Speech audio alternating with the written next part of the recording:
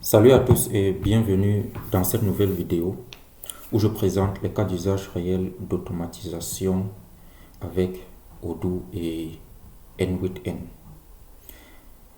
Dans ma dernière vidéo que voici, j'avais connecté Odoo à Claude via N8N sans utiliser d'API, et vers la fin de la vidéo, je me suis posé la question de savoir si N8N était vraiment indispensable dans ce setup. Aujourd'hui, je réponds à cette question de façon plus large parce que si vous utilisez Odoo ou si vous envisagez de le déployer pour votre entreprise, c'est une question qui va forcément se poser un jour dans le cas où vous avez besoin de faire des synchronisations de données par exemple. Et là, vous vous demanderez, est-ce que j'ai besoin d'un outil d'orchestration comme N8N ou Odoo seul peut suffire? Donc, c'est ce qu'on va voir ensemble ici avec un exemple concret qui sera ce workflow-ci que je vais exécuter à la fin. Je vais vous dire ce que c'est que N8N, ce que N8N fait vraiment et ce que Odoo lui aussi fait. Avant de rentrer dans les cas d'usage, il faut qu'on soit aligné sur ce que c'est que N8N. D'après Wikipédia, la plateforme N8N est un logiciel d'automatisation de workflow no-code qui permet de connecter des applications entre elles. En gros, N8N, c'est un outil d'orchestration de workflow. Ça veut dire quoi? Ici, on comprend que le travail de N8N, c'est de connecter des applications entre elles. Dans notre cas ici, on essaie de connecter Google Workspace, dans cet exemple-ci, Google Workspace à Jira et également à Slack. Donc, N8N va permettre de connecter des applications entre elles et d'automatiser des séquences d'actions. Ici, nous avons une action qui permet de créer l'administrateur Jira, de créer un membre ou bien de créer un compte au niveau de Slack. Le tout avec une logique conditionnelle. Ici, nous avons l'exemple d'une logique conditionnelle avec des boucles de transformation de données. Odoo, quant à lui, est un ERP. C'est un ERP qui permet de gérer toutes les données métiers de votre entreprise. Ici, nous avons la comptabilité, nous avons documents pour la gestion des documents, nous avons le point de vente, nous avons email marketing. Donc, dans Odoo, vous pouvez gérer tout ceci, les achats, les inventaires au niveau d'Odoo, fabrication, la vente, les ressources humaines. Tout ça, vous pouvez gérer au niveau d'Odoo. Odoo, ici, c'est en quelque sorte le logiciel qui va vous permettre de remplacer tous les autres logiciels que vous utilisez dans votre entreprise. Ici, le module discussion va vous permettre de remplacer Slack. Projet va vous permettre de remplacer Asana ou Trello. Le site web va vous permettre de remplacer Shopify. La comptabilité ici va vous permettre de remplacer QuickBooks. Donc, mais il faut également noter que Odoo, déjà dans son intégration native, a des automatisations déjà intégrées. Il y a un principe d'automatisation au niveau d'Odoo, notamment à travers les server actions et les cron jobs. Ici, nous avons une action server, un server action qui sera utilisé pour notre webhook plus tard. Et également, il y en a d'autres. Il y en a d'autres ici. Dans la partie automatisation, ici, nous avons des règles d'automatisation, nous avons les cron jobs ou actions planifiées. Donc, vous avez ici des cron. Ce sont des actions qui vont s'exécuter à intervalles réguliers de temps. Par exemple, celle-ci va permettre d'envoyer des factures automatiquement. Celle-ci va permettre de fermer la valorisation de stock, ainsi de suite. La différence clé ici, c'est que Odoo, lui, il automatise ce qui se passe dans Odoo. Vous avez Odoo. Odoo va automatiser uniquement ce qui se passe au niveau d'Odoo. Vous avez besoin d'actions planifiées, vous avez besoin de de faire un réapprovisionnement automatique dans Odoo, alors vous allez faire, Odoo va vous permettre de lancer cette action-là, cette automatisation-là. Tout ce dont vous avez besoin, Odoo vous permet déjà de le faire par défaut. Il y a ces automatisations-là au niveau d'Odoo, donc qui se passent uniquement au niveau d'Odoo. Maintenant, qu'est-ce qui se passe lorsque vous avez besoin de le faire entre Odoo et d'autres systèmes? C'est là que N8N vient intervenir. Parce que N8N, lui, qu'est-ce qu'il fait? Il va orchestrer tout ce qui se passe entre Odoo et les autres systèmes. Donc ici, il va orchestrer ce qui se passe entre Odoo et Slack. Il orchestre ce qui se passe entre Odoo et Trello, entre Odoo et Gmail. En gros, N8N vous permet de connecter Odoo à différents systèmes externes sans avoir besoin d'API. Par exemple, communiquer avec un service externe comme Gmail, il vous permet de le faire, ou Slack, ou bien même Trello, et le tout sans besoin d'utiliser une API. Donc, vous pouvez connecter N8N à Odoo. À travers N8N, vous pouvez le connecter à plusieurs autres logiciels. Tout dépend de ce que vous voulez faire des données. Vous pouvez également essayer d'appliquer une logique complexe au niveau de N8N. Une logique complexe au niveau de N8N pour traiter des données, ou bien avant d'injecter ces données au niveau d'Odoo, ok, vous récupérez dans Trello, vous essayez de traiter au niveau de N8N, et là, vous essayez de le renvoyer ici au niveau d'Odoo, ces données-là bien formatées, ainsi de suite. Et également, mettre ensemble plusieurs applications dans le traitement des données. Donc, vous pouvez essayer de mettre Odoo ici, avec Slack, avec Gmail, avec Trello, le tout va passer à travers N8N. Donc, dans les cas que je viens d'évoquer, si vous voulez le faire sans N8N, of course, bien sûr, si vous voulez le faire dans N8N, vous allez devoir intégrer l'API Slack avec Odoo, l'API Gmail avec Odoo et l'API Trello avec Odoo. Tout système externe que vous voulez faire intervenir avec Odoo, vous devez de prime abord avoir une connexion entre les deux que vous devez relier. Et cela est vraiment beaucoup plus complexe. Pourtant, avec N8N, vous avez des milliers, des centaines de connecteurs, voire des milliers, si j'ose le dire ainsi. Vous utilisez juste ces connecteurs-là. Non. Concrètement, voici 4 cas où N8N peut tout changer pour votre entreprise.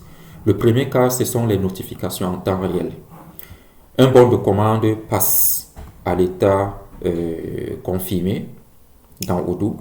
Automatiquement, N8N va envoyer un message Slack ou, je ne sais pas, un email au responsable commercial ou au responsable logistique avec le détail. Odoo ne peut pas faire ça nativement vers Slack. Non. Si vous êtes Odoo de manière native, vous ne pouvez pas envoyer des messages, des données vers Slack. C'est une partie qui nécessite bien sûr une intégration. Mais avec N8N, il vous suffit juste d'avoir le connecteur et le tour est joué. Le deuxième cas, c'est la qualification des leads. Un nouveau client arrive dans Odoo depuis le formulaire de contact ou un import de fichier Excel, peu importe. N8N va récupérer ces informations-là. Et lorsqu'il récupère ces informations, il les envoie vers Claude, vers une IA. Claude, par exemple, pour l'analyse.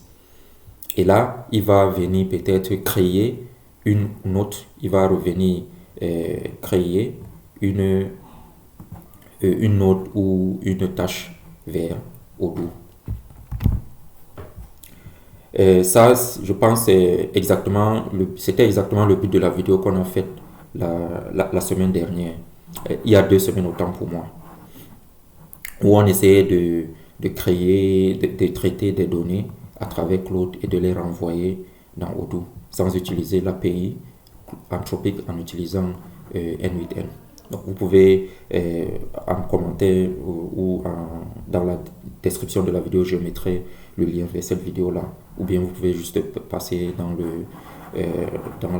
la liste des vidéos et vous aurez accès à cette vidéo là avec les détails.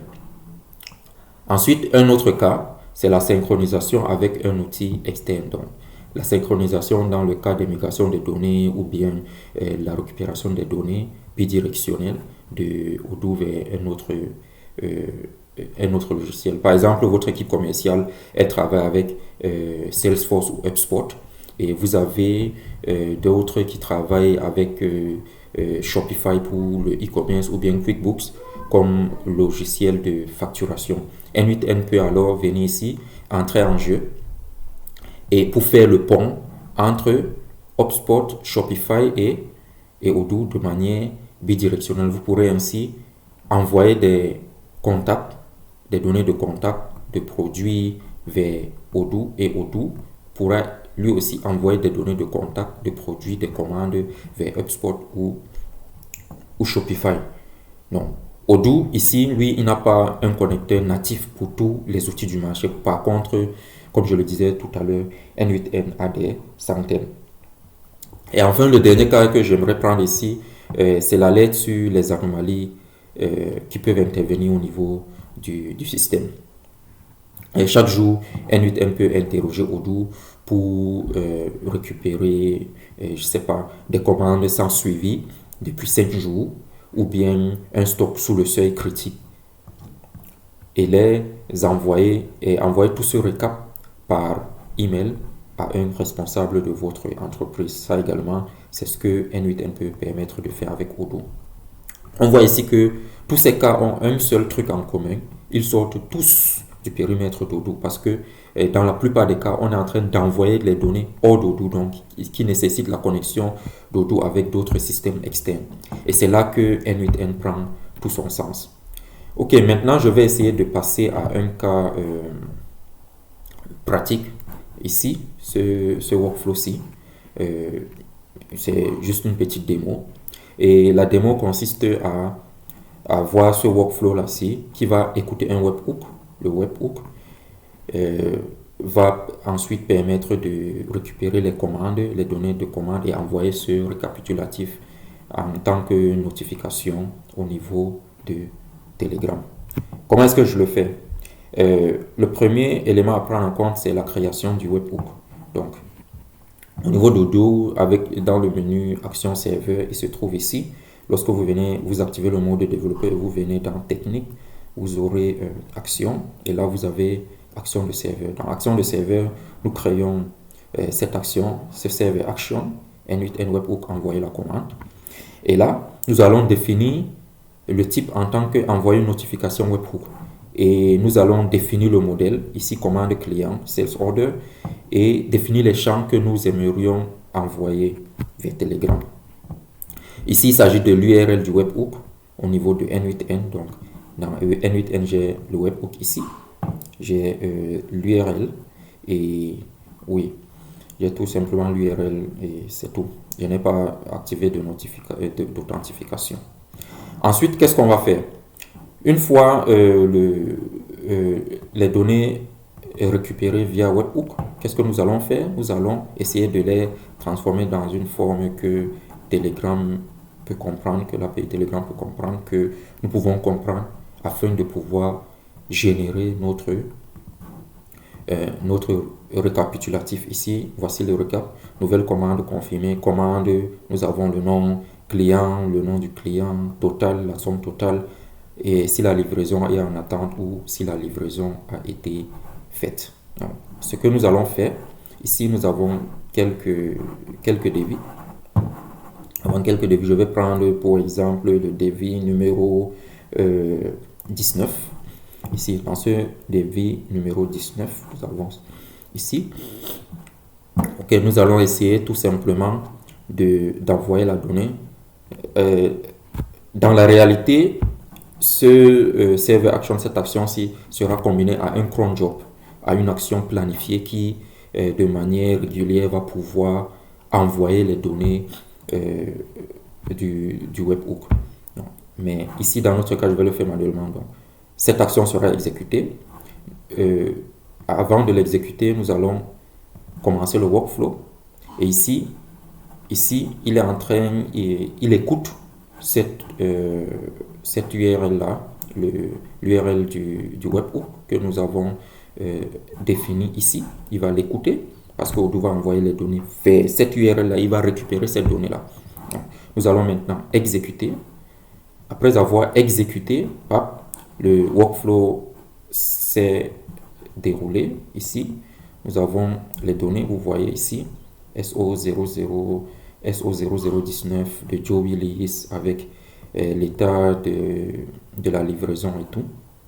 Donc, et là, nous avons reçu le message au niveau du Telegram. Nouvelle commande confirmée, commande SO0019 client, total livraison. Donc, vous voyez, ici, nous avons en quelque sorte envoyé toutes ces données-là. Mais maintenant, soyons honnêtes. Soyons honnêtes parce qu'il y a des cas où N8N n'est pas indispensable. Si tout ce dont on a besoin, par exemple, c'est déclencher une action dans Odoo suite à un événement dans Odoo, comme changer un statut, envoyer un email template, créer un enregistrement d'automatisation, alors l'automatisation native d'Odoo fait parfaitement le travail. Ici, on n'a pas besoin de quoi que ce soit. Ici, je prends un exemple ici dans cette action ici, vous voyez, elle va essayer d'exécuter ceci. Aussi, je peux venir dans Server Action, action ici, règles d'automatisation. Ça, c'est un autre webhook qui a été créé.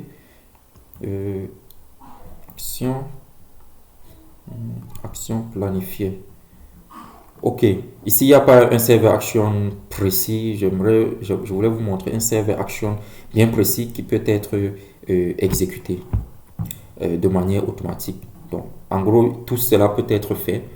Aussi, dans le setup de la dernière vidéo concernant Odoo avec Cloud Code, dans ce setup-là, si on a accès à l'API Anthropic, on peut techniquement appeler Claude directement depuis Python ou même depuis un module Odoo Custom, et N8N devient alors optionnel. Ça, c'est un autre cas. Et aussi, mais dès que la logique sort d'Odoo, dès qu'on a plusieurs outils à faire communiquer, donc ça c'est où N8N peut être vraiment intéressant. Et quand on a plusieurs outils à faire communiquer ensemble, et dès qu'on veut faire on veut avoir une certaine visibilité sur les automatisations qui se passent sans toucher au code, alors N8N reprend l'avantage. Donc, pour résumer, N8N n'est pas indispensable à Odoo. Odoo tourne très bien sans lui avec ses automatisations natives. Ça, c'est un truc qu'il faut vraiment noter.